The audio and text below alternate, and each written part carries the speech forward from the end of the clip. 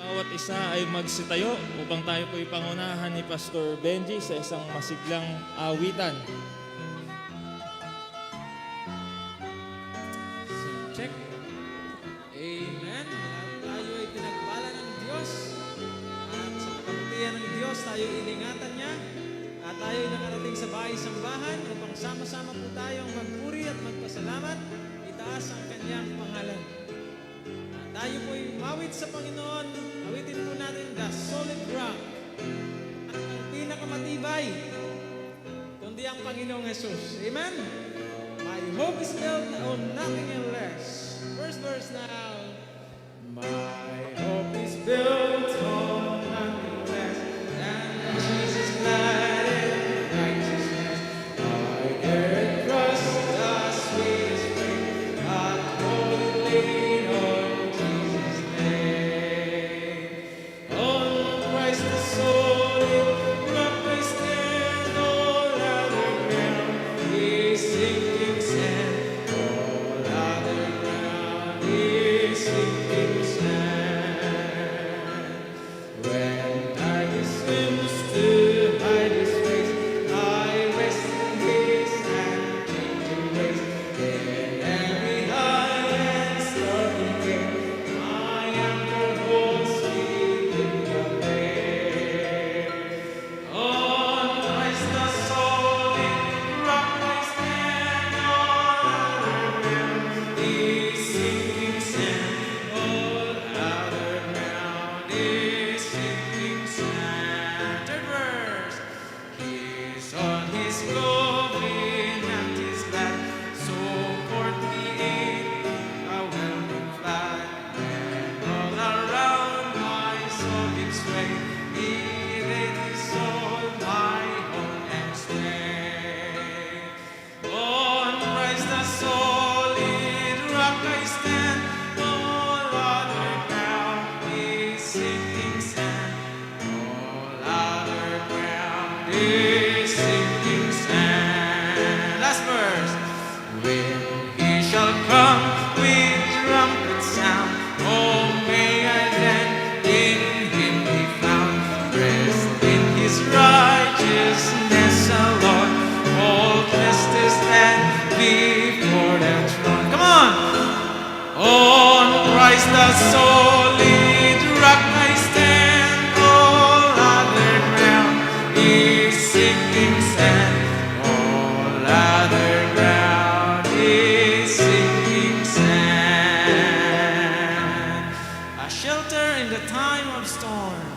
The Lord's a rock, in Him we hide. A shelter in the time of storm. On the first verse now. The Lord's our rock, in Him we hide, a shelter in the time of storm. Secure whatever I'll betide, a shelter in the time of storm. Oh, Jesus is the rock in a weary land, a weary land, a weary land. Oh, Jesus is the rock in a weary land, a shelter in the time of storm. A shade by day, defense by night, a shelter in the time of storm. No fears allowed, no foes of pride, a shelter in the time of storm. Oh, Jesus is the rock in a weary land, a weary land, a weary land. Oh, Jesus is the rock in a weary land, a shelter in the time of storm.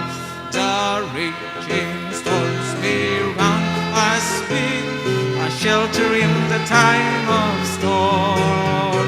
We'll never leave our safe retreat, a shelter in the time of storm. Oh, Jesus is the rock in a weary land, a weary land, a weary land. Oh, Jesus is the rock in a weary land, a shelter in the time of storm. Oh, rock divine refuge dear, shelter in the time of storm. Be thou our helper ever near, a shelter in the time of storm. Oh, Jesus is the rock in a weary land, a weary land, a weary land. Oh, Jesus is the rock in a weary land, a shelter in the time of storm. Oh, Jesus is the rock.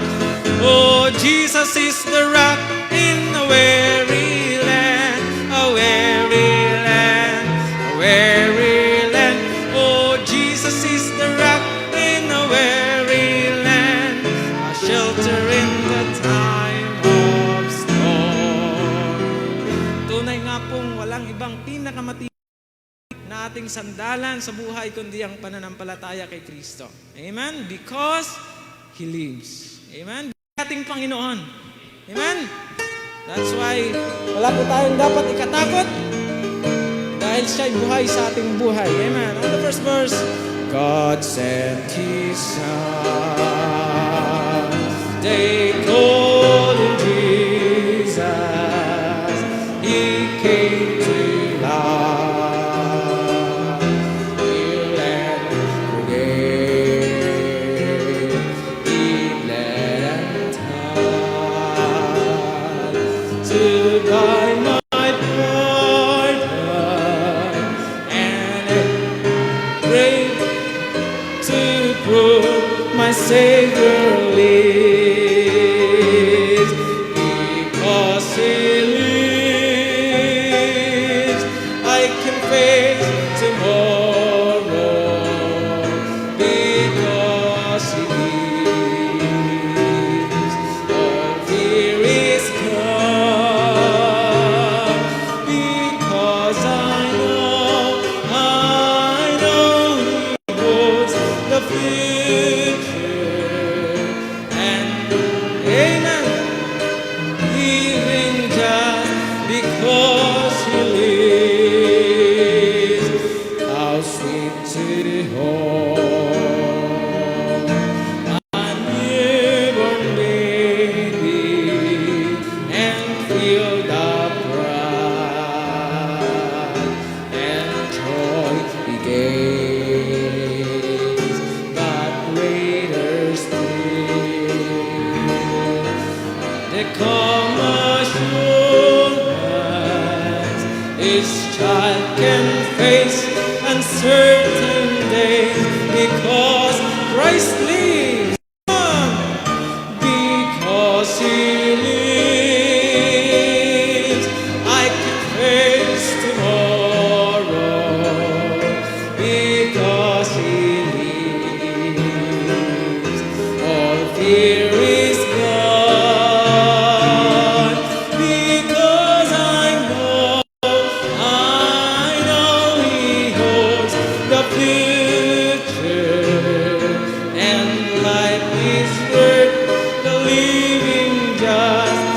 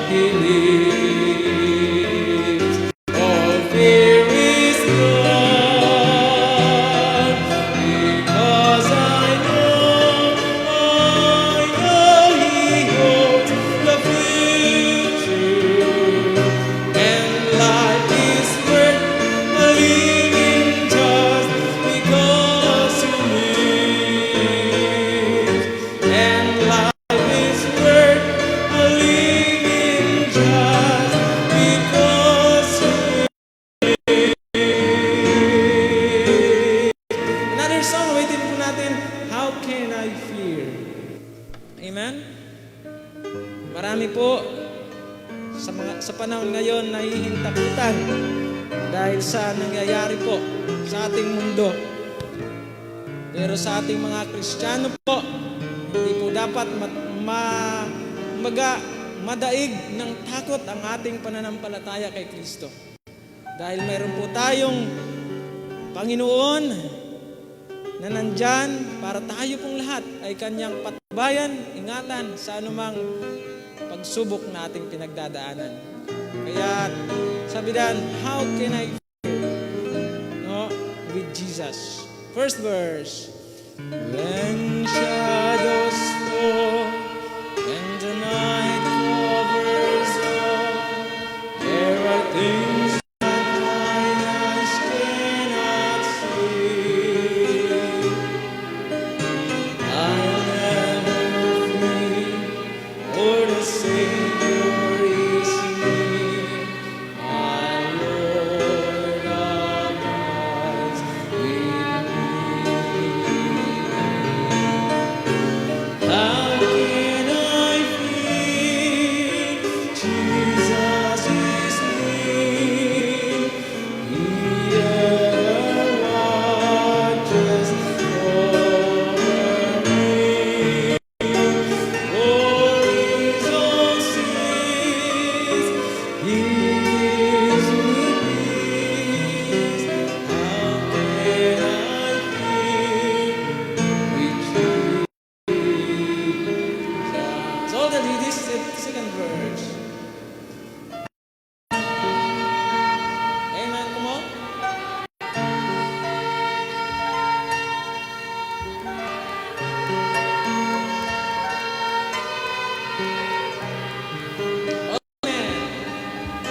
I can depend on the strength of my friend. He walks along with me. All together in the chorus, come on. How can I feel? Jesus is near. He ever watches over me. For His own sins, He gives me peace. How can I feel with Jesus? Last verse, come on. Jesus is King. He controls everything. He's with me each night and each day. I trust my soul to the Savior's control. He drives all fear away. How can I feel? Jesus is near. He ever watches over me. For His own sins, He gives me peace. How can I feel with Jesus?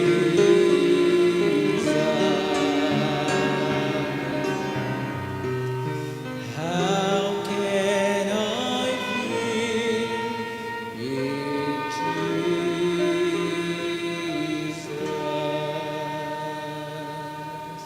Amen.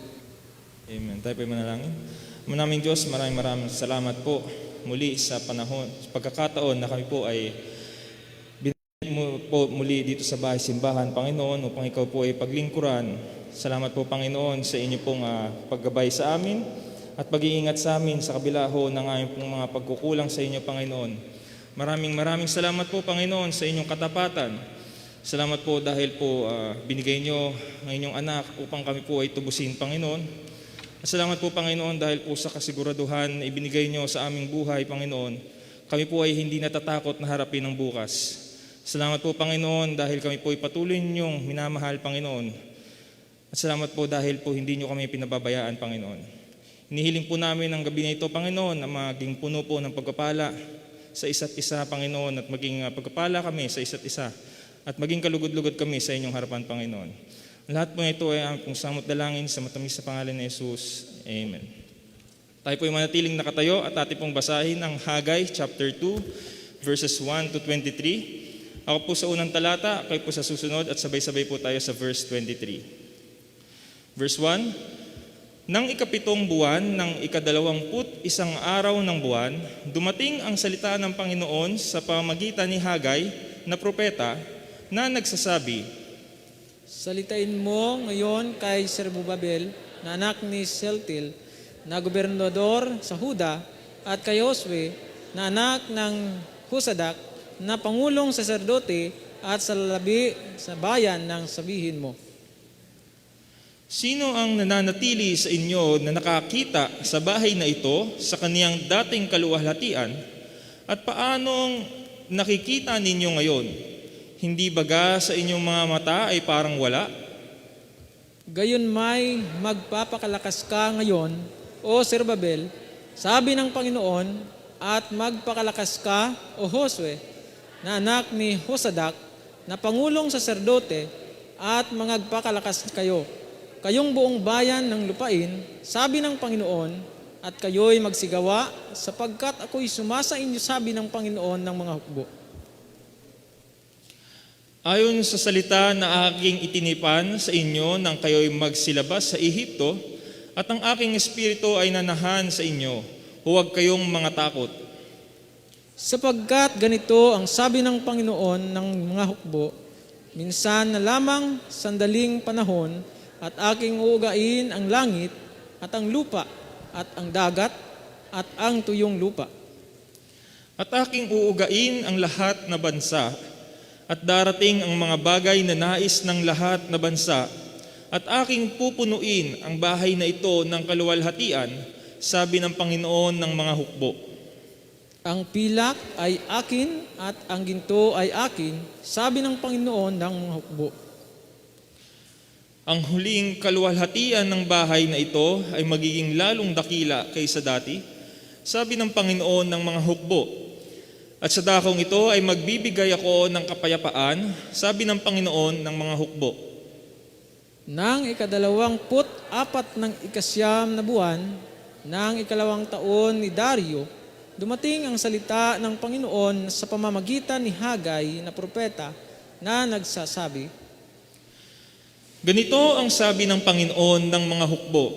Magtanong kayo ngayon sa mga saserdote na tungkol sa kautusan na mangagsabi, kung ang isang tao ay may dala na kanyang kandungan na banal na karne at magsagi ng kanyang laylayan ng tinapay o o anumang pagkain, magiging banal pabaga, at ang mga saserdote ay magsisagot at nagsasabi, hindi.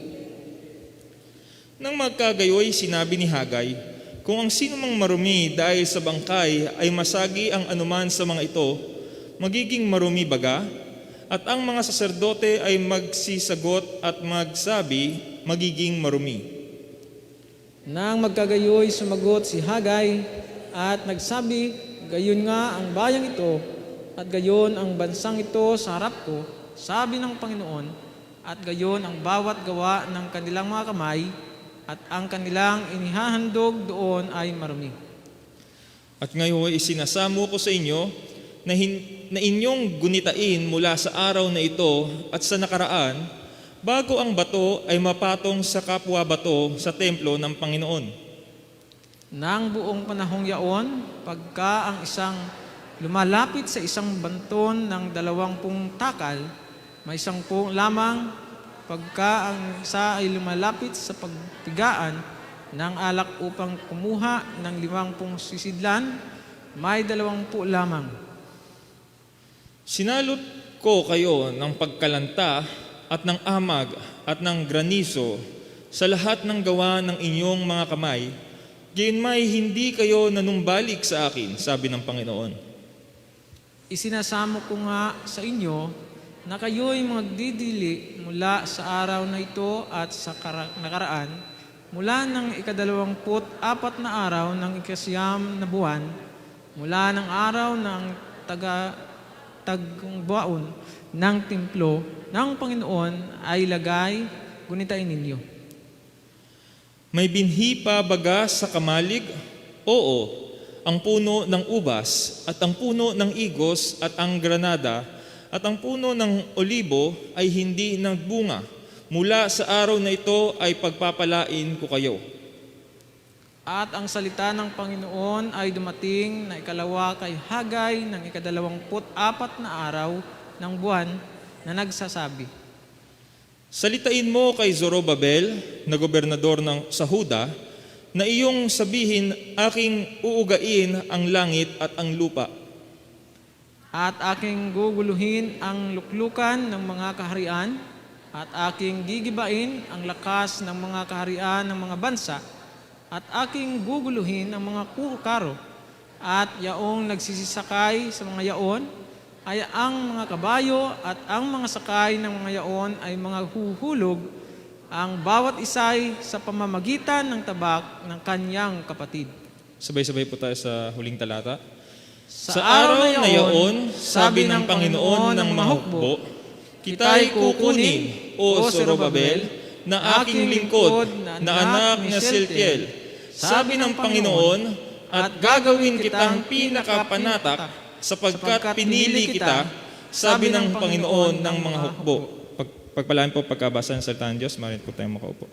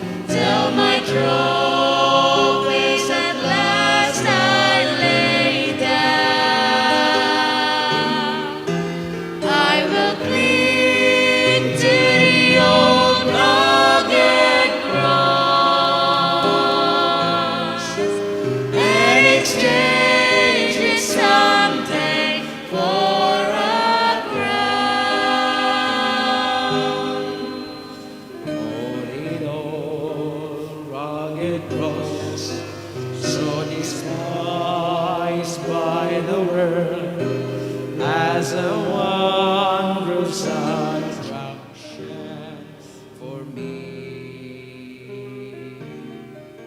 For the dear Lamb of God left his glory above to bear it to dark Calvary. So I cherish the old rugged cross till my troubles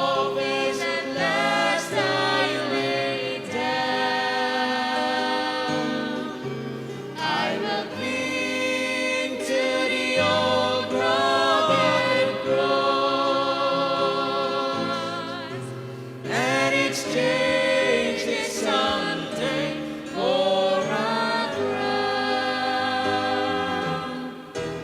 In that old rugged cross, stained with blood so divine, a wondrous beauty I see.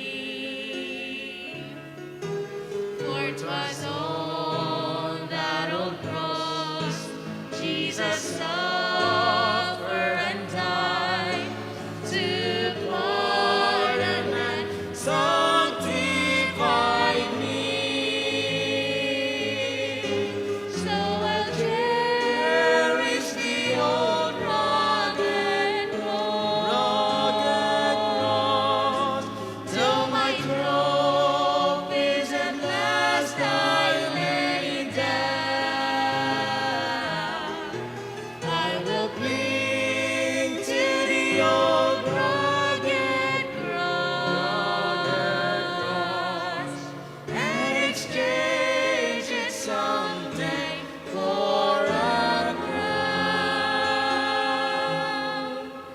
And exchange it someday for a crown.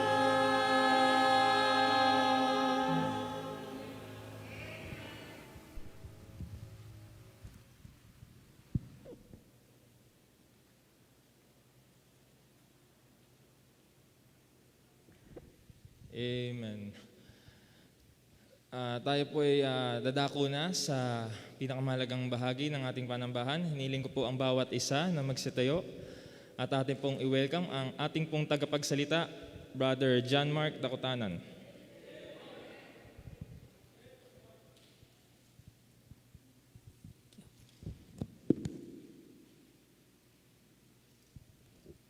Sound check.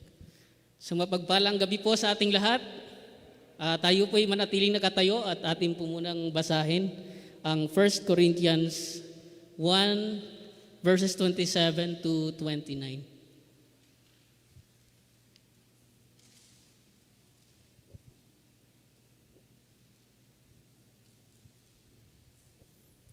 Amen. Tayo po'y nariyan na. Sabay-sabay po natin basahin sa Tagalog. Sabi dito, ready? Begin. Kundi pinili ng Diyos ang mga bagay na kamangmangan ng sanlibutan upang hiyain niya ang mga marurunong, at pinili ng Diyos ang mga bagay na mahihina ng sanlibutan upang hiyain niya ang mga bagay na malalakas, at ang mga bagay na mabababa ng sanlibutan, at ang mga bagay na hinamak, at ang pinili ng Diyos, at ang mga bagay na walang halaga upang mawalang halaga ang mga bagay na mahalaga. Verse 29, upang walang laman na magmapuri sa harapan ng Diyos. Tayo po'y manatiling nakatayo, tayong manalangin. Ama naming Diyos, salamat Panginoon sa gabing ito. Salamat Panginoon sa inyo pong biyaya, sa kalakasan Panginoon na patuloy niyong ipinagkakaloob sa iglesia. Kami Panginoon bilang inyo pong mga anak ay nakakapagpatuloy Panginoon hindi dahil sa aming mga sariling kakayanan. Kami Panginoon ay nakakapagpatuloy sa kabila Panginoon ng pandemic, sa kabila Panginoon ng anumang pagsubok na dumarating Panginoon sa iglesia, sapagkat Panginoon, ikaw na rin po Panginoon ang nangako na kung saan ikaw Panginoon ay kasama namin. Salamat Panginoon sa inyo pong biyaya sa gabing ito. Inyo pong gabayan ang tagapagsalita na maging maalam Panginoon sa paghahayag Panginoon. Salamat po sa gabing ito. In Jesus' name we pray. Amen. Tayo po'y makakaupo na. Ayan ko lang itong.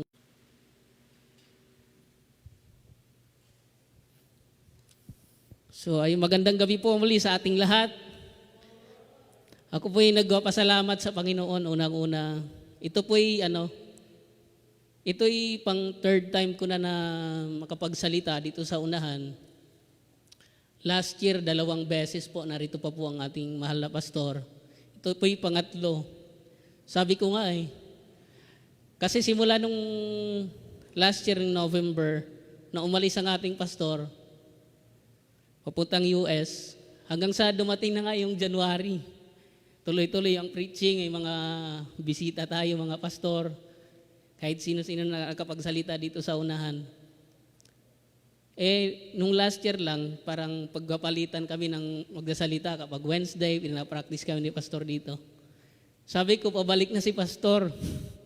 So, ligtas na. Wala na, hindi na ako makakapagsalita.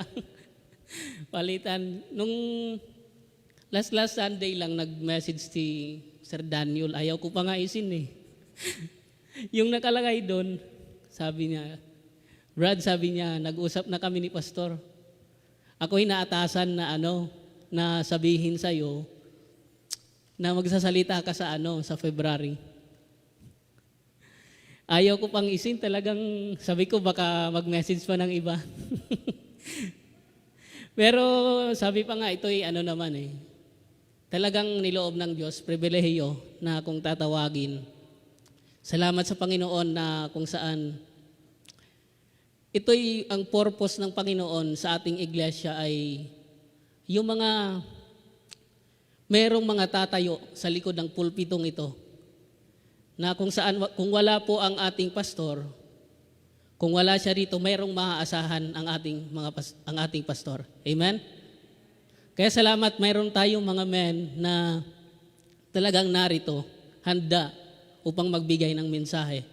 Sabi pa nga, bagamat hindi karapat-dapat, pero pinakapandapat ng Panginoon. Amen?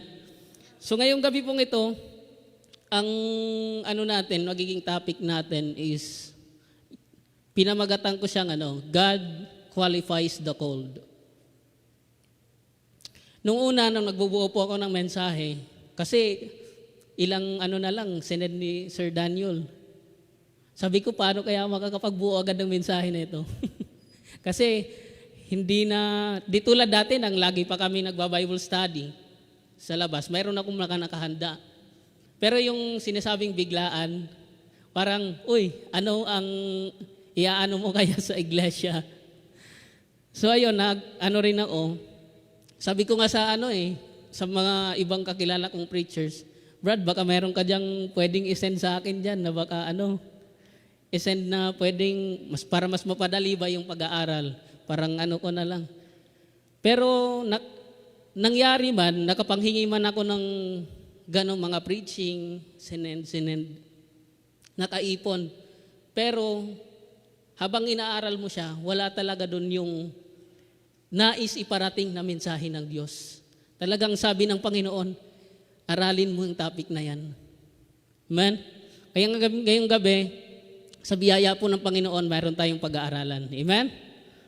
So ngayong gabi, tayo po ay muna, so ako na lang po ang magbabasa. So parang sabi nga, parang nakaka-boring na puro basa, parang mapapakwento tayo nito. Lahat po tayo, alam natin yung story ni David, no? So basahin ko po, sundan nyo na lang po at atin pong maunawaan ang istorya ng 1 Samuel 16, 1 to 12, 1 Samuel 17, 1 to 8, 1 Samuel 17, 23 to 29. So tatapusin po natin yung story.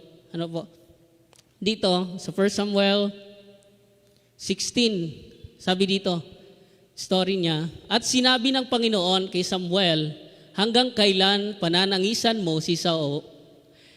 Yamang aking itinakwil siya na maging hari sa Israel, punuin mo ng langis ang iyong sungay, ikaw ay yumaon, susuguin kita kay Isay na Bethlehemita, sapagkat ako'y naglaan sa kanya ng mga anak ng isang hari. At sinabi ni Samuel, paanong ako'y paroroon? Kung mabalitaan ni Saul ay kanyang papatayin ako.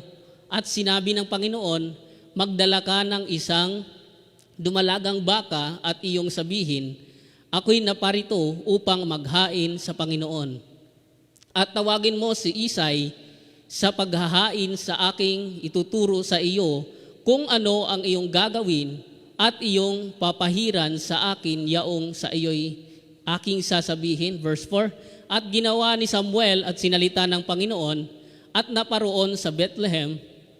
Ang mga matanda sa bayan ay naparoon upang salubungin siya at nagsisipanginig at nagsabi, naparito ka bang may kapayapaan?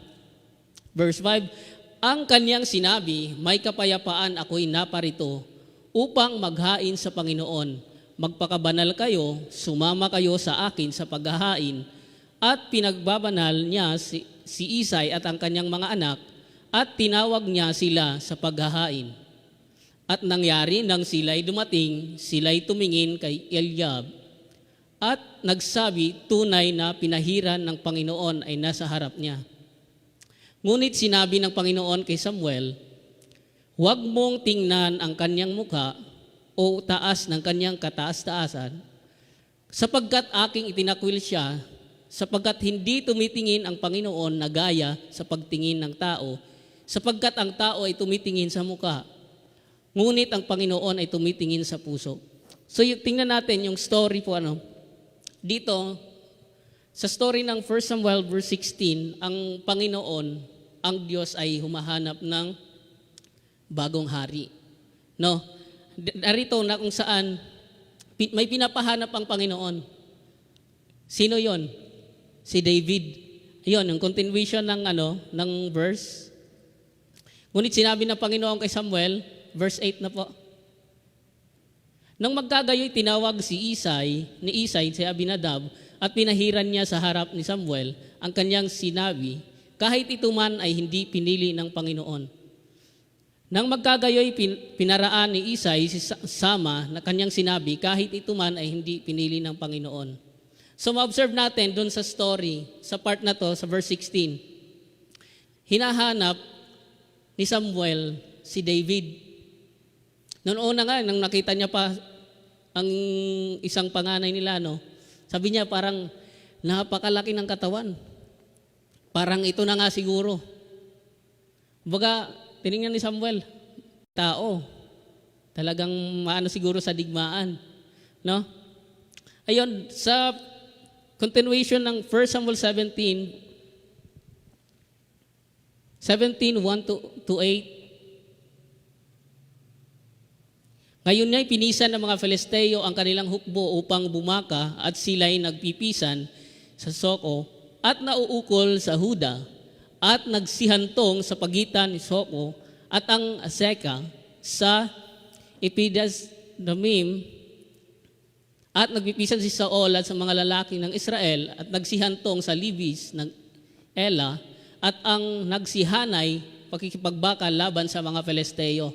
So dito po, kaya naghahanap ang ng Panginoon. Di nila alam yung purpose nung una ni Samuel. Di nila alam purpose, ba't naghahanap ng bagong na kung saan i-anoint ang Panginoon. Nagsitayo ang Filisteo sa isang dako sa bundok at tumayo ang Israel sa kabilang dakong bundok at may isang liwis na pagitan nila. At lumabas ang isang bayani ng kampamento na Filisteo nagngangalang Gulayat, taga-Gath, na ang taas ay 6 na siko at isang dangkal. At siya'y mayroon isang torbanting tanso sa kanyang ulo at siya'y nasusuotan ng isang baluti. So continuation po, verse 7.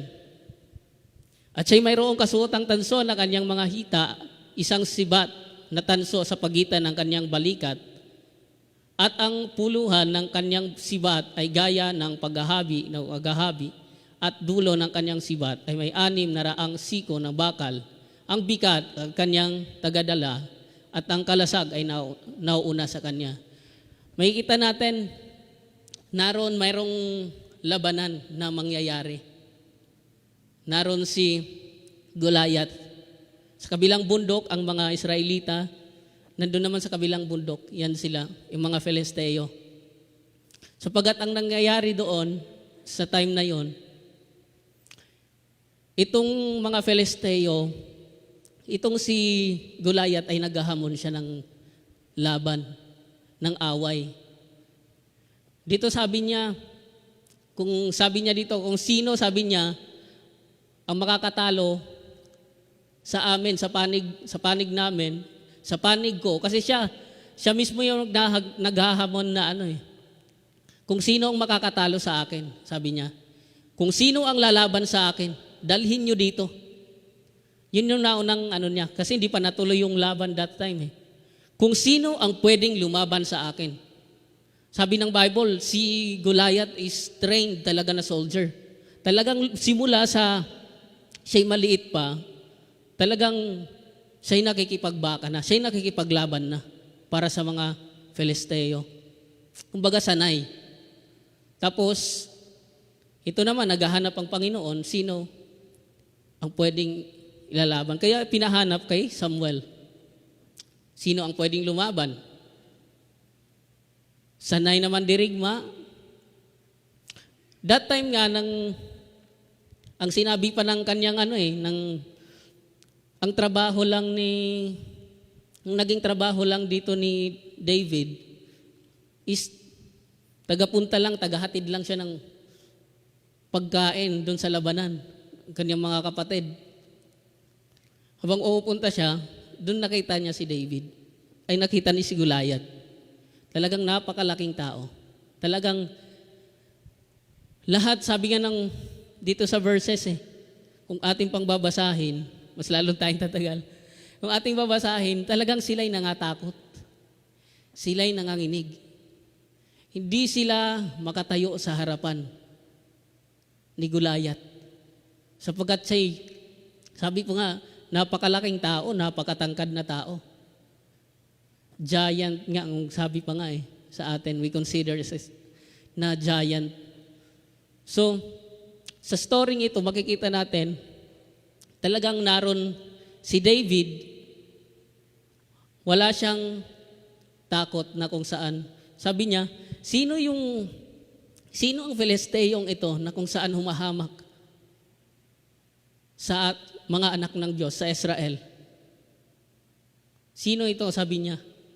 Akalain mo napakaliit, bata pa. Nung pinatawag siya doon sa unang kwento, sabi nga narito si David nung ipinatawag. Kasi wala doon nung pinatawag yung magkakapatid, si David hindi i-consider ng kanyang mga magulang na makakasama doon sa lalaban. Doon sa tahanan, nung naghahanap, si Samuel, wala doon. Hindi siya kasama. No? Hindi siya consider na saan siya'y lalaban. Ngayon, sabi ni Samuel, nasaan? Meron pa ba kayong ibang anak?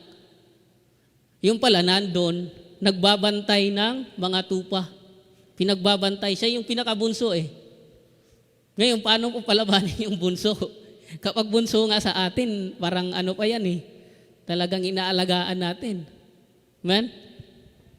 Ngunit, si David po, bilang isang kabataan, naroon siya.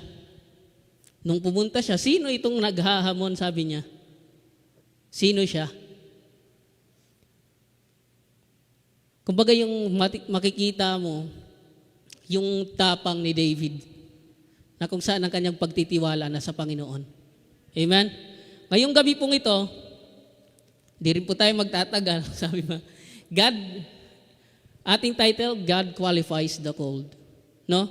Sa ating binasa kanina, sabi dito sa 1 Corinthians, kundi pinili ng Diyos ang mga bagay ng kamangmangan ng sanlibutan upang hiyain ang mga marurunong at pinili ng Diyos ang mga bagay na mahihina ng sanlibutan upang hiyain niya ang mga bagay na malalakas at ang mga bagay na mabababa ng sanlibutan at ang mga bagay na hinamak at ang pinili ng Diyos o ang mga bagay na walang halaga upang mawalang halaga ang mga bagay na mahalaga upang walang laman na magpapuri sa harapan ng Diyos. Tayo, kumbaga, nandun tayo sa sanlibutan, ang Panginoon pumarito sa atin. No? Sabi dito, kundi pinili ng Diyos ang mga bagay na kamangmangan ng sanlibutan. Pumarito sa atin ng Panginoon. No? Tayo hindi nakarapat-dapat. Makasalanan na tayo. Pero pinili ng Diyos tayo. Tinawag tayo ng Diyos mula sa dilim. Amen? So ngayong gabi, yung title natin, God Qualifies the Called. No? Ano ang matututunan natin? What we could learn in this story and this story in the Bible is that God qualifies the weak in the sight of the people. Amen? Ang Diyos siya yung nagka-qualify sa tao. No? Sa 1 Samuel 16, 6 to 13, siya ay tumayo at humiyaw ang hukbo ng Israel at nagsabi sa kanila, bakit kayo'y lumabas? 1 Samuel 16 verse 6. Nangyari nang sila'y dumating, siya'y tumingin kay Eliab at nagsabi, tunay na pinahiran ng Panginoon ay nasa harap niya. Ngunit sinabi ng Panginoon kay Samuel, huwag mong tingnan ang kanyang mukha o ang taas ng kanyang kataas-taasan sapagkat aking itinakwil siya sapagkat hindi tumitingin sa Panginoon na gaya ng pagtingin sa tao sapagkat ang tao ay tumitingin sa mukha at ngunit ang Panginoon ay tumitingin sa puso. No? Dito makikita po natin na kung saan si Samuel ay nagkamali sa kanyang pagpili. No? Si Samuel, naroon siya. Ito, sabi niya. Kasi yung mga kapatid ni David, talagang soldiers din sila. Humaharap sila sa mga laban. Tumatayo sila sa mga laban. Naroon, sabi ni, kanina yung sa nabasa natin, sabi ni Samuel, ito na. Ito na nga siguro yung pinapahanap ng Panginoon. Siguro malaki rin katawan ng panganay. No? Makikita natin, siguro malaki rin yung katawan ng panganay. Siguro ito na nga. Pero sabi ng Panginoon, huwag mong tingnan sa physical, dahil siya malakas, huwag mong tingnan sa ganon. Tapos hanggang sa sumunod sa mga kapatid, hindi na nagkamali siya. Kaya ipinahanap siya, sino yung wala sa magkakapatid. No? And then, si David, hindi isinama sa choices. Sabi ko nga sa story kanina, hindi siya sinama sa mga choices. Magbantay ka muna dun. Magbantay ka dun sa mga tupa. Baka mamaya, ubos na yan. Pag binalikan mo, wala na yan. Nandun yung mga leon. No, kadalasan kasi dahil sila'y may hina, sila yung inaatake. Amen? Kailangan merong bantay. Dito, nagkamali sa pagpili si Samuel. No? God qualifies the weak in the sight of the people. Hindi sinama sa choices. Sa 1 Samuel 17, tingnan natin, 17:17. 17:17. 1 Samuel 17:17. At sinabi ni Isai kay David, na kanyang anak, dalhin mo nga ngayon sa iyong mga kapatid ang isang ipa nitong trigo at sinangag at itong 10 tinapay at dalhin mo ng madali sa kampamento sa iyong mga kapatid. Verse 18. At sinabi, at dalhin mo sa 10 kesong ito, kapitan ng kanilang libo, at tingnan mo kung ano ang kalagayan ng iyong mga kapatid at kumuha ng isang pinakakatunayan. Verse 26 to 28. At nagsalita si David sa mga lalaking nakatayo sa siping niya at nagsasabi, ano ang gagawin sa lalaking makapatay sa Filisteyong ito at mag-alis sa Israel ng kadustahang ito? Sapagkat sinong Filisteyong ito sabi niya, na hindi tuli na siya'y humahamon sa mga hukbo ng buhay na Diyos. Verse 27, at sumagot sa kanya ang bayan na ganitong paraan na sinabi, ganito ang gagawin sa lalaki na makapapatay sa kanya. Verse 28, at narinig ni Eliab sa kanyang pinakamatandang kapatid na siya'y nagsalita sa mga lalaki. At galit ni Eliab ay nag-alab laban kay, kanino daw? Kay David. At sa kanyang sinabi, bakit ka lumusong dito? At kanino mo iniwan ang ilang, tupang yaong sa ilang, talastas ko ang iyong kahambugan at ang kalikutan ng iyong puso, sapagkat ikaw ay lumusong upang iyong makita ang pagbabaka. So dito, sabi nga, God qualifies the weak in the sight of the people. Si David, he was not considered na talagang siya'y makikipaglaban. Hindi siya consider na kung saan siya'y talagang mayroong ganitong training, mayroong mga ganyan. Hindi siya pinasali muna kasi bunso siya No? Anong nangyari dyan? Sabi, tagapaghatid ng pagkain. Bakit? Magugutom yung kanyang mga kapatid, yung kanyang mga kapamilya na naroon sa pakikipaglaban. Naroon, actually, mga takot nga sila eh. Gwabantay pa sila eh. Sabi nga sa description eh, nanginginig pa sila sa takot. Bakit? Sa sobrang laking tao na kalaban nila. Amen? So, dito, sa pangatlo, hindi pinili ni Haring Saul. Dito sa verse 17, 33. No? Una, hindi siya pinili, hindi siya, kumbaga, ano sabi ni Haring Saul dito sa kanya? Hindi rin siya pinili eh. Kasi sabi ko nga, hindi po ipili ng mahihina sa harapan ng tao. Hindi pinili ni Haring Saul. Sabi niya dito, at sinabi ni Saul kay David, hindi ka makaparoroon laban sa Pilisteyong ito upang makipaglaban sa kanya, sapagkat ikaw ay isang bata.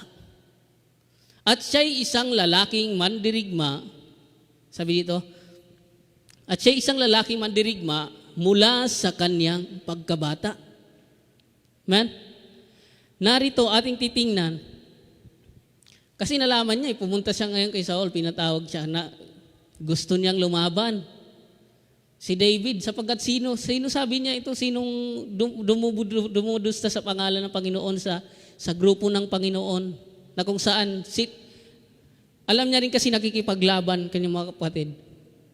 Sapagkat sila'y sa Diyos eh. Kita natin, laki ng tiwala ni David sa Diyos na kanyang pinaglilingkuran. Amen? So, dito, hindi ka naparito, sabi ni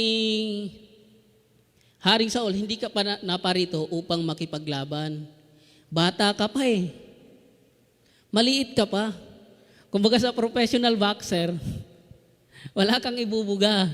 Training nila yan eh. Tapos makikipagsuntukan ka, wala kang training. No? Wala kang training. Dito naman sa minaliit din siya ng kanyang kalaban. Dito sa 1 Samuel 17:41-43. Sabi dito, at nagpatuloy ang Filisteo at lumapit kay David, kasi dinala na siya doon eh, maglalaban na sila eh. At ang lalaki na may dala ng kalasag ay nangunguna sa kanya. At nang tumingin ang Filisteo at makita si David, ay kanyang niwalan ng kabuluhan siya, sapagkat siya ay bata pa, at mapula ang pisngi, at may magandang bikas. At sinabi ng Filisteo kay David, ako ba ay aso na ikaw ay paparito sa akin na may tungkod? At nilalait ng Filisteo si David sa pamamagitan ng kanyang mga Diyos. Nilalait niya, sabi niya, ano ka, magtataboy ka ng aso? Ano gagawin mo dito? Napakaliit ng kalaban. Yun yung tingin ng kalaban sa kanya, na kung saan wala kang kwenta, hindi ka ganito ganyan. Parang ganon sa atin na bilang mga Kristiyano, yung ginagawa ni Satan sa ating buhay, siya yung giant sa ating buhay eh. Nariyan si Satan upang humadlang sa atin. Nariyan yung mga pagsubok, nariyan yung mga taong gagamitin niya upang hindi tayo magpatuloy. Pero sa atin, kapag tayong nagtitiwala sa Diyos, kaya natin kapag kasama natin siya. Amen? So, dito may naliit siya ng kalaban. Hindi pinili ni Haring Saul nung una, no? Ginawang bilang tagahatid. Nagkamali pa sila sa pagpili. Alam niyo, maging sa ating buhay man, gaano man tayo kahina, gaano man tayo tingnan ng tao na walang kakayanan, tingnan man tayo ng tao na, hindi to pwedeng gamitin ng Diyos. Mahina to, hindi to ganito, ganyan. Kapag ang Diyos na nagsabi na tayo gagamitin niya tayo. Amen? So, sabi mga, kapag sumaati na kasama natin ng Panginoon, kayang-kaya na tayong pagtagumpayin mula sa mga bagay na kinoconsider natin na giant sa ating buhay. Amen? Ang tao po madaling magkamali. Ang tao mabilis na makapanghusga. Sabihin, kapag nakita pa lang ang itsura, sabihin, ito, hindi gagamitin ng Diyos to. Tinan mo, tindigan pa lang yan. Tinan mo yung pangangatawan pa lang yan. Yung pananamit pa lang yan. No?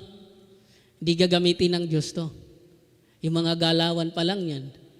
Parang sa atin kapag tayo minsan nagja-judge na hindi gagamitin ng tao, yung mas pinipili ng Diyos na gamitin ay sila. Amen? Yung mga taong akala natin hindi gagamitin sa iglesia, yung mga taong akala natin hindi maglilingkod sa Diyos, sila ang mga taong mas lalong nagbuburi sa Diyos. Amen? Kaya tayo bilang magkakapatid, tayo po ay mas lalong magpatuloy sa Panginoon. Amen? Mas piliin natin na kung saan tayo man ay mahina, tayo man ay hindi ganong maimpluwensya sa tao, tayo man ay hindi kilala, tayo ay lalong magpatuloy sa Panginoon. Dahil isang araw, pwedeng tayo, ikaw, ako ay gamitin ng Diyos. Di ba? Sabi pa nga, walang imposible. Dati-dati, ganito lang yung tao na to. Makikita mo na lang, ginamit na ng Diyos. No? Minsan, sabi dito, gumagamit ang Diyos ng mga taong mahihina upang ipahiya ang mga taong malalakas. Amen? Alam niyo po, nung ako'y naroon sa camp, sabi ng pastor, hindi ko naalala yung kanyang pangalan eh. Pero may pumunta sa kanya, ewan ko kung ano yung sadya. Sabi doon, pagpunta sa office niya, kapag kwentuhan, ewan kung anong ano doon. Pero sabi nung attorney na yun sa kanya, general ata, nakalimutan ko yung position, basta nasa mataas na ano siya, level, sabi niya. Alam niyo kayong mga pastor, kung ako lang sabi niya naging pastor, mas marami akong magagawa sa inyo. Mas marami akong kilala, mas ma-impluwensya ako sa inyo. Pero ang pastor sa kanya, alam niyo rin po bakit hindi kayo tinawag maging pastor? Kasi alam ng Diyos, kayo ay hindi magpapakumbaba sa Kanya. No? Sabi niya, hindi kayo magpapasakop sa Kanya. Kaya kami ngayon, ang tinawag ng Diyos, kasi kami yung may puso na kung saan magpapasakop sa Kanya. Amen? Tayo bilang mananampalataya, ganon yung gawain natin. Ganon yung disenyo ng Diyos sa atin. Na kung saan tayo may mahina, pero tayo ay tinawag ng Diyos sa iglesia. Amen? May iba't ibang parte tayo sa iglesia eh. Sabi ko nga, hindi sa atin sa iglesia, sa loob ng iglesia, tayo mula sa dilim. Kanina nang binasa natin, ng unang verse natin, tayo ay mula sa dilim. No? Nung tayo hindi pa mga ligtas, tayo nasa labas, walang katiyakan yung buhay natin, lalo na yung kaluluwa natin. Tayo nasa labas eh. Walang katiyakan. Pero nung tayo po ay tinawag ng Diyos sa iglesia, ang akala nila yung sinasabing pananawagan, ang panawagan hindi lang po para sa mga pastor. Ang panawagan din po ng Panginoon sa atin ay tayo maging mga kabilang sa iglesia. Amen? Mayroon po tayong, sabi pa nga, nariyan po ang pastor, nariyan ang pastor's wife, nariyan ang choir, nariyan ang mga miyembro, nariyan ang mga ushers, children's department. Kaya tayo, galing sa labas, tayo po ay tinawag ng Diyos sa loob ng iglesia upang mayroon tayong maging kabilang. Amen? Pag Sunday, nariyan tayo. Magbigay tayo ng papuri sa Diyos. Sabi pa nga, kung ano mang ginagawa natin, gawin natin ng buong puso para sa Diyos. Amen? So, dito nga kanina, yung continuation. May mga insidente na ang tao ay tumitingin kapag tumingin ay hindi tayo kumbaga hindi yung ano ba kapag parang may judgment na kung saan hindi talaga ata tatawagin ng Diyos to. Hindi talaga hindi faithful sa Diyos to. Pero sa atin, hindi man po tayo kita ng Diyos. Hindi man tayo kita ng tao. Na kung saan dapat lang na magtapat sa Diyos.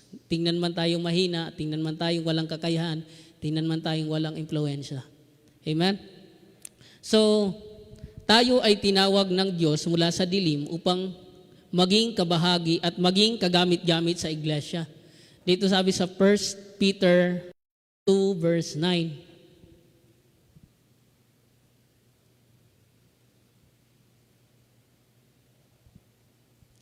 1 Peter 2 verse 9. Rito po. Datapwat iyo'y isang lahing hirang, isang makaharing pagkasaserdote, bansang banal, kanyang pag-aaring sariling Diyos, upang inyong ipahayag ang mga karangalan niyaong tumawag sa inyo mula sa kadiliman hanggang sa kaniyang kagilagilalas na kaliwanagan. Tayo'y tinawag. Sabi pa nga sa verse na to, kaya yung gampanin natin, nung tayo'y tinawag sa iglesia, sa loob ng iglesia, tayo naman gumanap. Kumbaga tayo'y nasa liwanag, mayroong mga nasa dilim, tayo'y magbigay ng liwanag naman sa kanilang mga nasa dilim. Amen? So, salamat tayo tinawag ng Diyos sapagkat di natin malaman kung tayo po ay nasaan na ngayon. Amen? Di natin alam kung tayo ay mga unbelievers, mga iba't ibang klase ng nariyan ang mga kaibigan, nariyan ang mga taong di natin masuri, maaaring iba sa atin patay na, ibang nagda-drugs, manginginom, mga-aaway. Ganon. Pasalamat tayo, tinawag tayo ng Diyos sa iglesia. Amen? So, yung una po nating kanina, God qualifies the weak in the sight of the people. Yung pangalawa po natin,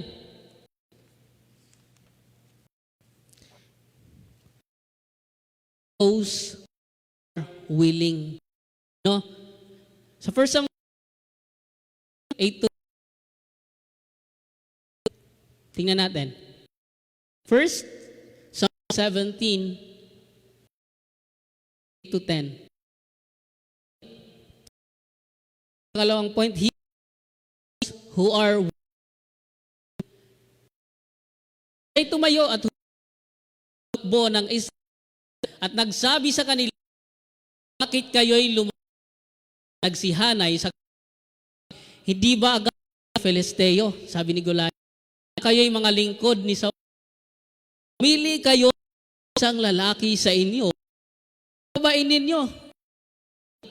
Verse 9. Siya'y akin ay mapapatay ang kasunduan niya. Magigipin nga ninyo. Ngunit iglaban sa kanya at mapatay ko siya. Alipin nga at maglilingkod sa amin. At sinabi ng Filisteo, aking hinahamon ang hukbo ng Israel sa araw na ito. Bigyan ninyo ako ng isang lalaki upang naghahamon na siya. No? Yung title natin, he qualifies those who are willing. Napakalaking tao. Champion, at kinatawag nila. So, ano yung response naman ng mga Israelita sa sinabi niya? Sabi ito sa 1 Samuel 7, yung kasunod lang na verse. Iyon, ito yung response nila. Akala mo, tatapang sila dahil hinamon sila eh. Sabi dito, at nang marinig ni Saul at ang buong Israel ang salitang yaon, no? Nang sila'y nangalupaypay at nangatakot na mainam. Ano nangyari sa nangatakot, nanginig sila, nangalupaypay. Wala silang mapili sa hanay nila. Kumbaga, di ba kapag nakikipaglaban, siyempre kung malaki yung kalaban, pili rin ng malaki ang hanay ninyo. Ngayon, wala silang makita noon. Wala silang makita na tapat na kasing laki niya, kasing tapang niya, kasing train niya. Wala. Sabi dito ano yung ginawa nila? 1 Samuel 17:24. Ano yung 1 Samuel 17:24, sabi dito, at lahat sa Israel, pagkakita sa lalaking yaon ay tumakas mula sa kanyang harapan at natakot na mainam. Anong nangyari? Wala silang magawa. Wala silang ngayong response kaagad. Sige, dalhan niyo ako, sabi ni Goliath. Wala silang ngayong madala pa. Nang hina sila, hindi kami lalaban. Parang sinasabi, hindi kami lalaban. Pero dito natin makikita, no? 1 Samuel 17:26. 1 Samuel 17:26. Ito yun naman yung response ni David. Sabi niya, at nagsalita, laking nakatayo, na nagsalita, ano ang gagawin ng aking makapapatay sa steyong ito at mag-alis sa Israel ng kadustahang ito, sapagkat sinong Filisteyong ito na hindi tuli na siyang humahamon sa mga hukbo ng buhay na Diyos. Yun yung response niya. Sino siya? Kumbaga sa atin, sino siya para magyabang? No? Kumbaga sa atin, si David, kumbaga sa atin, kapag mayroon tayong backup na alam nating talagang malakas, talagang tumitindig din. Sino ba siya? May kakilala o ganito, ganyan. Eh, kapag pinagmamalaki mo ba naman, ang Diyos mo eh. Amen? Si David, ang Diyos ang kanyang pinagmamalaki. Buhay na Diyos. Sabi niya, buhay na Diyos. Amen? Ang nangyari pa nga dito sa verse 17, 1 Samuel 17, 27 to 29, sinaway pa siya ng kanyang kapatid na si Eliab. Anong ginagawa mo dito? Sabi niya, bakit ka nagparito? No? Ayan. Well, 17, 27. At sumagot niya ang bayan na ganitong paraan, ganito sinabi ng mga lalaki, makakapag kanya, at sinabi ni Eliab, ayan o, sa kanyang pinakapatid na siya'y magsalita sa mga lalaki, at galit ni Eliab ay nag-alab laban kay David. Imbis na sa kalaban siya magagalit, imbis na mag-aalab siya sa kalaban, niya pa, si David niya, bakit ka lumusok dito at kanino mo iniwan ang ilang taong sa ilang, talas ang iyong kahambugan at ang kalikutan ng iyong puso, sapagkat ikaw ay lumusong upang ipakita ang pagbabaka. Anong ginagawa mo dito? Sabi niya, kaliit-liit mo, andito ka, ang gagawin mo dito? Lang. Yun yung, pero ang may response si David, sabi niya, sinabi ni David, anong aking ginawa ngayon? Wala bang dahilan? Baga pumarit ng walang dahilan? Ano to? Ang ako dito? No? Sa David, nung makita niya kalaban, talagang nanangan siya sa Diyos, tatalunin niya.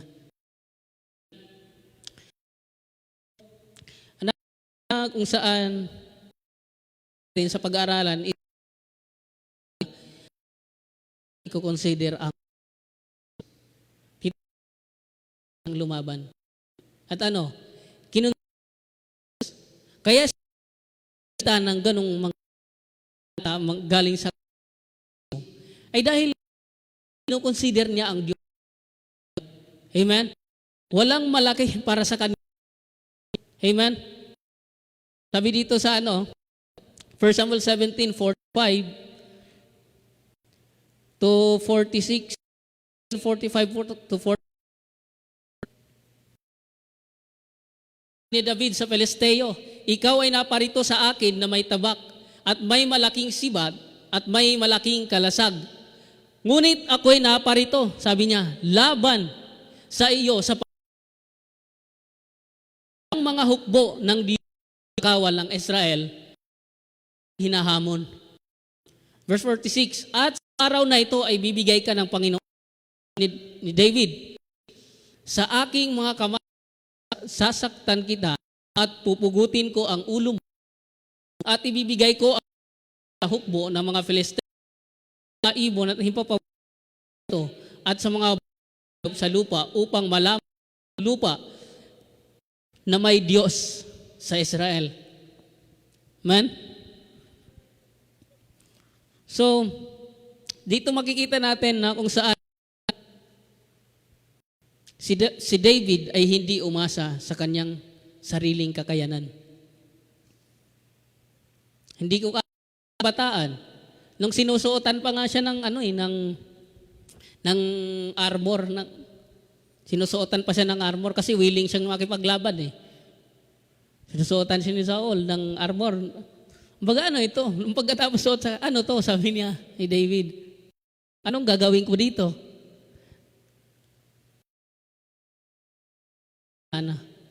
Pero sabi ni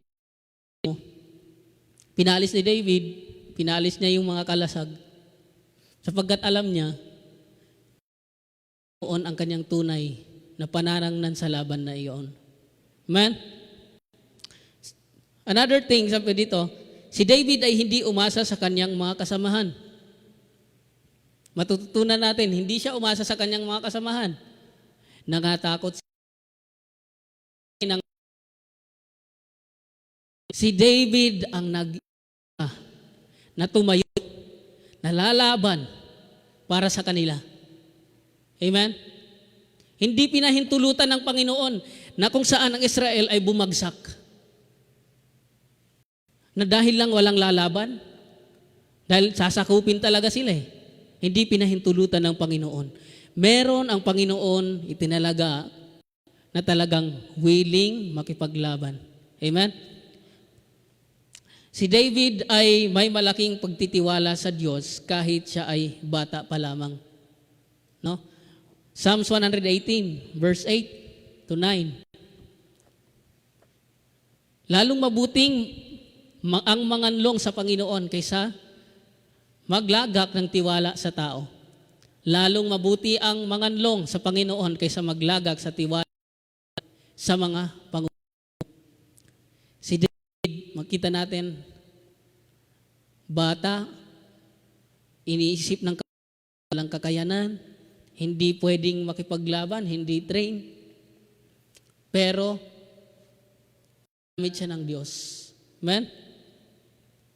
Mayroon siyang, sabi pa nga, malaking pagtitiwala.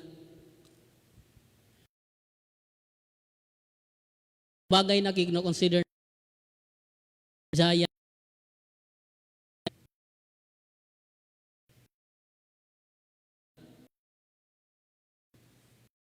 Mga pagsubok, yan consider natin. Nawalan tayo ng kita ngayong pandemic. Nawalan tayo ng mga ganito, ganyan. Yun ba yung kinoconsider natin? It is hindi dapat. Sapagkat lalo lang tayong manganlong sa Panginoon. Amen? Tayo ay Kanyang lalong itatawid.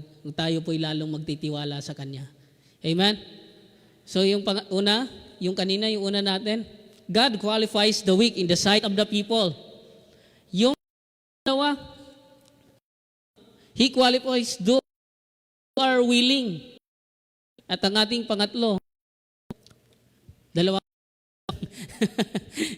joke lang po. Yung ating pangatlo, He qualifies those who are faithfully following His. No?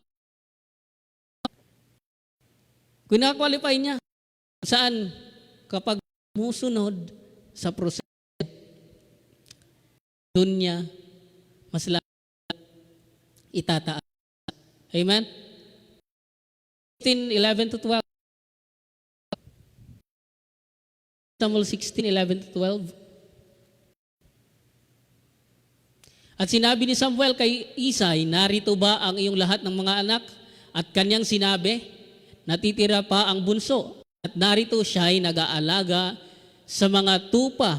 At sinabi ni Samuel kay Isay, ipasundo mo siya sa uupo hanggang sa siya'y dumating dito. Verse 12, siya'y nagsugo at sinundo siya roon. Siya nga'y may mapulang pisngi. Ay, palibasay bata pa. May magandang bikas at ang mabuting anyo at sinabi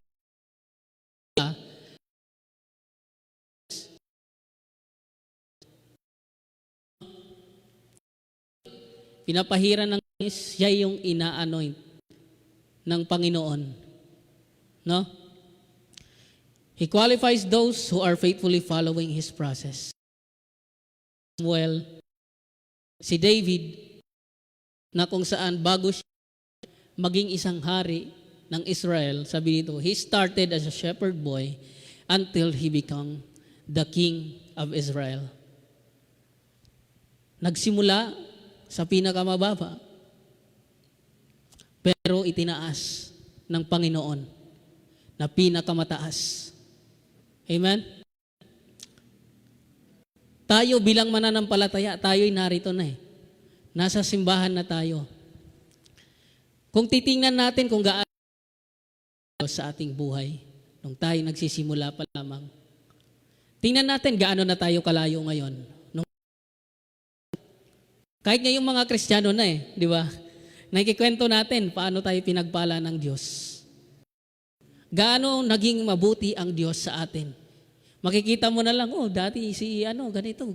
Talagang walang-wala yan dati. Alam mo, isang sikreto po sa pagtatagumpay, unahin ang Diyos sa lahat. Ako po, hindi ko po pinagmamalaki, hindi ko po na sinasabi na, uy, ako lang yung ganito, ganyan. Ako po'y estudyante pa sa PL Moon. Ako po'y pumasok sa isang kurso na kung saan ako'y galing probinsya. Galing probinsya, galing Samar. Sa amin talaga lang mga na computer. Mga computer, ganyan. Na hindi ko nga alam gumawa ng PowerPoint. That time. Pinala ko dito sa pagka-graduate ko ng high school. Papagawa. Pa-type naman ako na ito, ganyan. Ipapasuyo mo na lang eh. Sa probinsya kasi may bayad yon. May bayad na ganong serbisyo. And then, pagdating ko dito sa Maynila, hindi ko rin, yung gusto ko kasi na maging kurso noon is,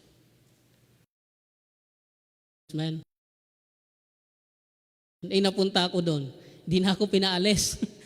Nang maglilipat ako ng second year ako, hindi na rin ako na akong nagawa, ipagpatuloy. Sabi ko sa Panginoon, okay, nangyayari nito. Pero yung naging isa sa sekreto, bakit po ako nakakatawid? Talagang, lagi ako nanalangin, Panginoon, pagpatuloy mo lang po ako. Tapusin mo lang po ako sa ng pag-aral.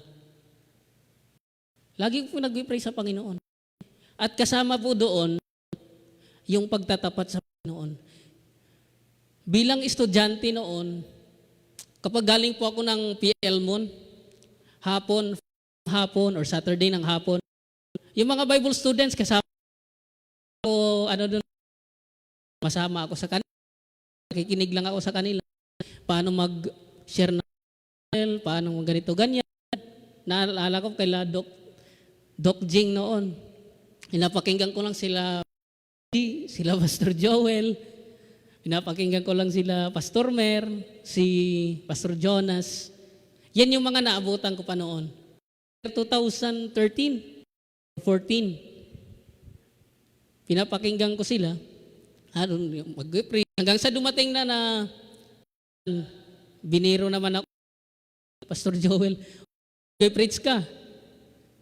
kinabahan mo na. Kasi bago lang ako sa Bible study, siguro mga 2 weeks to 3 weeks pa lang eh. Pero ako'y naging willing na kung saan. Sila kasi walang gitarista. Naging gitarista nila ako. Kahit hindi gaano marunong, naging gitarista nila ako. So dahil willing, nagpagamit sa Panginoon. Kaya yung una kong naaalala ko pa rin sa hanggang ngayon, yung una kong pag-preach sa Christ Baptist sa Bible study kay Ladok. Hanggang sa, sabi pa nga, may process ang Panginoon, talaga na tapos ng aral, yan. Kapag nasa JT, thesis, sabi ko, gagawin ko, Lord.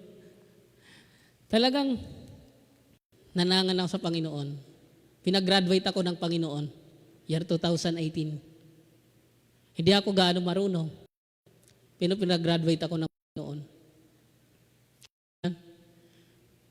Yung process ng Panginoon, sabi ng Panginoon, sunod ka lang. Tapusin mo lang, lingkuran mo lang ako, pagtapat lang ako. Ang ano pala ng Panginoon,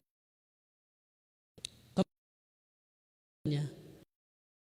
Kasi yung plan, doon agad, hindi ng Panginoon. Kaya daanin kita sa ganyan. Dahil business gusto ko noon, doon naman ako ngayon. Doon ako nagwapalan ng Panginoon. Nang saan sabi, salamat po. Alam niyo po, yung paggawa sa Panginoon, kapag naranasan, kapag ikay naranasan Torah, Jing, na mayroon akong, sa kanila may nare-receive akong love gift eh. Ginagamit din namin sa Bible study yun pag nag-visitation. Hindi pala, kumbaga, sa akin noon, yung nakakatanggap ka eh.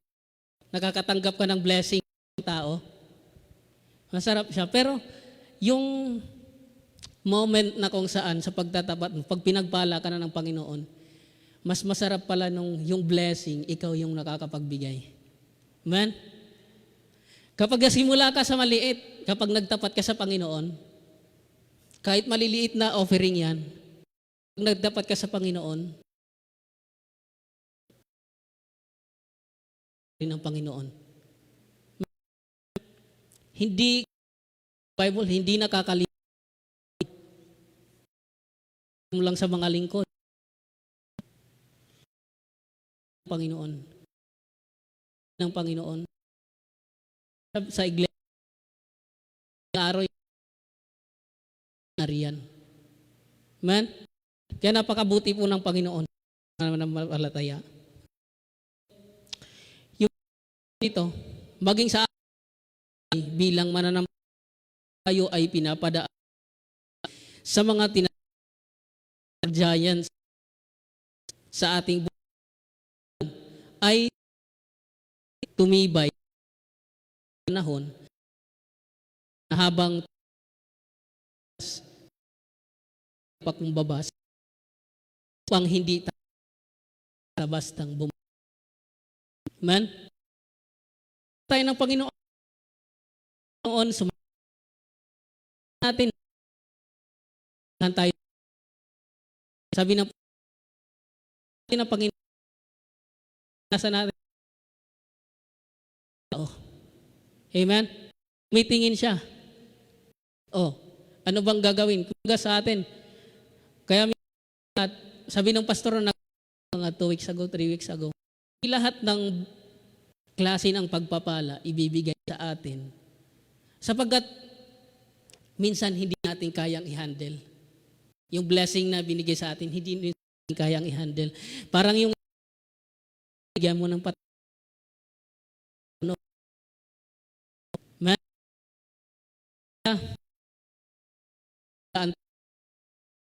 ng mas lalo tayong ng palataya.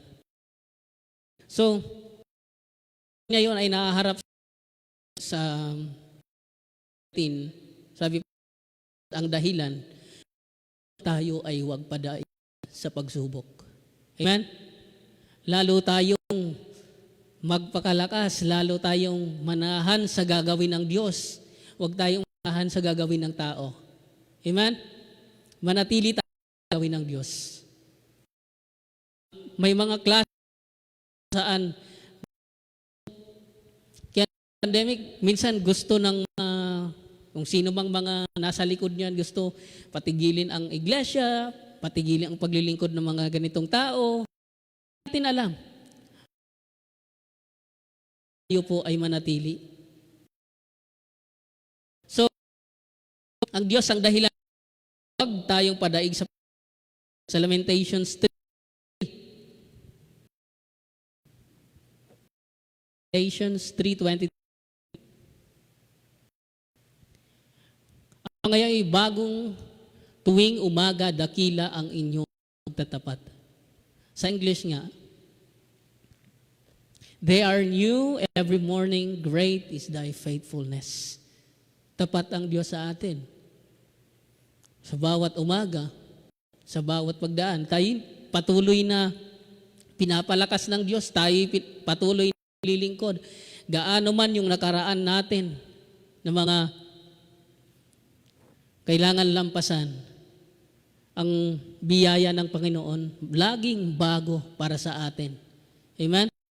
So, ang Diyos ang dahilan kung bakit tayo ay nagpapatuloy sa gitna ng pagsubok sapagkat naman natin siya. Amen? Alam po natin yun. Pagkakapagpatuloy natin kasama ang Diyos. Siya, walang iglesia na kung saan magpapatuloy kung hindi nakasama ang Diyos. Sabi dito sa 1 Corinthians 10:13. 1 Corinthians 10:13. Ayan. They had no temptation taken you but such as is common to men. But God is faithful, who will not suffer you to be tempted above that you are not able, but will with temptation also make a way to escape that you may be able to bear it. Parang common sa atin. Yung verse, common, no? Walang hindi kaya kapag kasama ang Diyos. Amen? Maging common man sa atin. Pero atin pong sabihin mo sa sarili, walang hindi kakayanin kapag kasama ko ang Diyos. Amen? Ang Israel, itinawid ng Diyos gamit ang iisang tao, si David. Tayo, bawat isa, tayo ay, kumbaga tayo ang David sa mundo. Tayo sa lipunan, tumayo tayo katulad niya. Amen? Ipaninindigan. Amen? Salamat po. Tayo po'y malangin.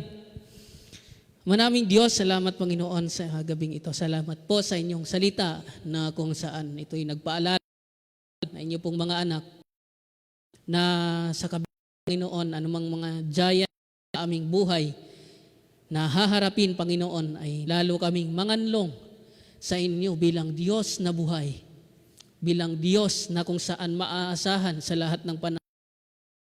Salamat Panginoon.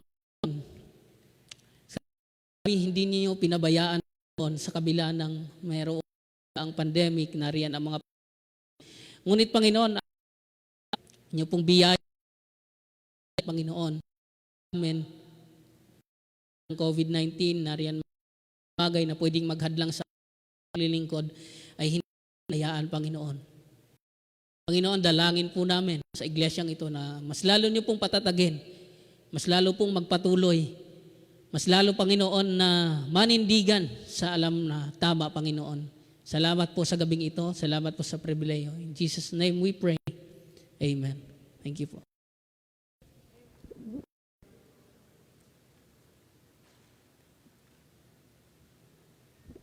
Maraming salamat, Brother John Mark, sa mensahe. Napakaganda nung story ni David no po, bago siya maging hari. No? Natutunan natin na ang ipinagmalaki niya ay ang kanyang Diyos, kanyang kakayanan. Dahil tayo wala rin naman tayong kakayanan. So, ipagmalaki natin yung Diyos. Kapag meron tayong mga suliranin, may mga pagsubok sa harap natin, yung mga higante. Tayo kung mga yung pandemic, kanya-kanya po higante na hinaharap eh. Di ba? So ang ipagmalaki ho natin ay ang ating Diyos. Okay, ngayon ay ating pong tawagin si Pastor Benji para ipangunahan sa isang masiglang awitan. Bago ho tayo pangunahan sa offertory prayer ni Brother Aaron.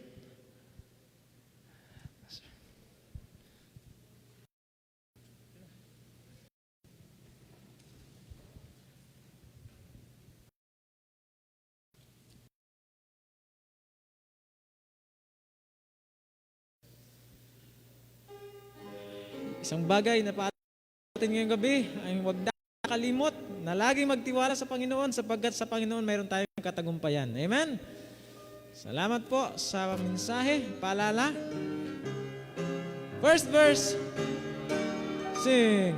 I heard an old story, how his Savior came from glory, how he gave his life on Calvary to save a rich. Amen. I heard his name, of his precious blood atoning. I repented of my sins and won the victory. Come on, in Jesus, my Savior.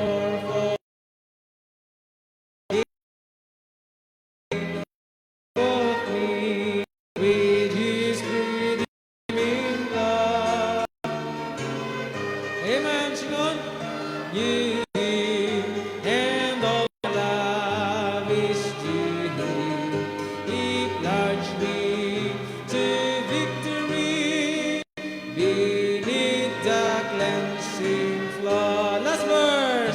I heard about his healing, of his cleansing power revealing, how he made a lame to walk again and caused the blind to see. And then I cried, dear Jesus, hear and heal my broken spirit. And somehow Jesus came and brought to me the victory. Oh, victory in Jesus, my Savior forever. He sought me and bought me with his redeeming blood. Love me and I knew him, and all my love is to him. He touched me to victory beneath the cleansing flood. Amen. Tayo po yung manalangin, Panginoon, makapangyarihan sa lahat. Marami pong salamat sa pag-iingat niyo po sa amin, Panginoon. Marami pong salamat sa natapos na preaching. Marami pong salamat sa inyong salita na patuloy kaming pinapangaralan, Panginoon. Marami pong salamat dahil kayo ang aming Diyos na mas malaki pa sa aming mga problema. Marami pong salamat sa buhay ni David na aming pinagkuhaan ng pangaral, Panginoon. Dinadalangin po namin ang mga kaloob na titipunin ngayon. I-bless niyo po ito maging tulong sa aming simbahan, Panginoon. Patawarin niyo po kami sa aming mga nagawang kasalanan. Ito po ang aming panalangin sa pangalan ni Jesus. Amen.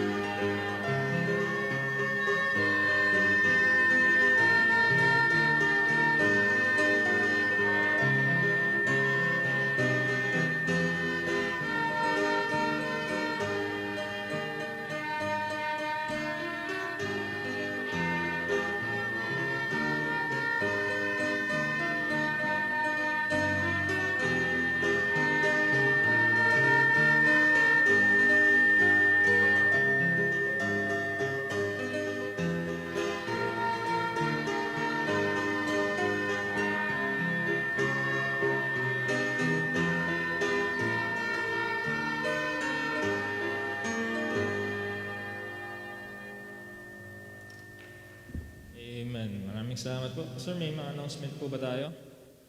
Announcement? Wala po. Okay, tayo pong lahat ay magsitayo. At nga tayo po ay magwakas sa panalangin. Hilingin po natin si Sir Nerl Huntilla para po ipangunahan tayo sa ating closing prayer. Pakipag-pray po ang ating pong pastor at ang kanya pong may bahay sa nalalapit po nilang pag-uwi ngayong March. At ganoon din po ang program, events ngayong buong 2021 ng ating church. At ganito po yung mga ministries po natin ngayon. Mga tugunan po yung mga pangangailangan. Ayan lang po. Nakilaw muli, kami nadulog po sa inyo. Papasalamat po Panginoon sa inyong kabutihan po sa amin. Salamat po Panginoon sa inyong salita palagi na laging naghahanap po ng puwang sa bawat puso po namin. Salamat Panginoon sa kasapatan po nito sa aming mga pangangailangan. Salamat sa lalaki inyong ginamit. Panginoon ay patuloy bless niyo po kami bilang iglesia, mga ministers po ng church, patuloy namang nilalapit po sa inyo.